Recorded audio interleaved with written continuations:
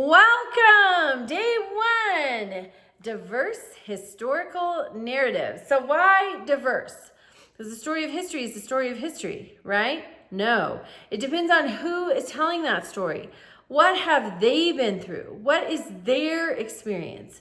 What time are they living? From which lens are they examining history?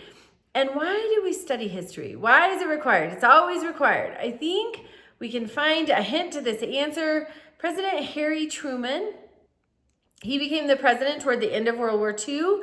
When President Roosevelt passed away, President Truman was the vice president. He said the only new things in the whole world is just simply the history that you don't know. And why is that? That is because even though technology has changed enough that we can have this class online, we as humans have not evolved very much. The same things still motivate us: money, fame, power, love. We have the same needs: food, water, shelter, clothing. We have not changed very much. So that is why we study history. It repeats. And I think the reason it repeats is because we, at our core, we're still very much the same. So as we study history, there are some extremely horrible, cruel, awful acts in history.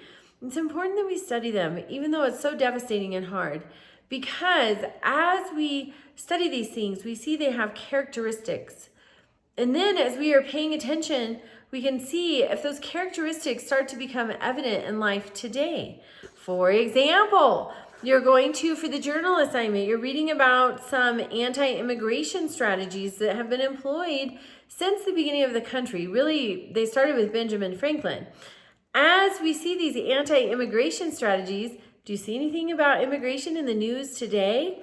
It doesn't do any good to just study history. We cannot just be looking backwards. We have to be looking forward too.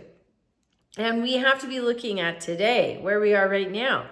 And we best do that through keeping ourselves current on current events.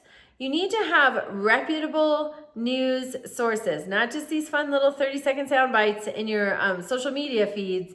You have to have reputable news sources that you're consulting every day. And I really, in this partisan world of ours, I really recommend that you have two news sources you consult from opposite sides of the aisle. A liberal news source and a conservative news source. You need both. It's like if you have more than one friend, and so your friends get into a little bickering about something. One friend will have one side of the story. The other friend will have another side of the story. And the truth, hopefully, is somewhere in the middle, if everybody's been at least sort of honest. If everybody's lying, there's no truth in the middle. But hopefully you have friends with integrity. But you always need more than one side of the story. And that's why with history, you'll find you need more than one source. Because we just cannot get a clear picture through one person's view, one person's side of the story. It has to be richly informed. All right, this week you do the discussion. You participate in the discussion. That is my favorite part because I get to meet each of you, get to know a little something about each of you. And you start thinking about a historical perspective.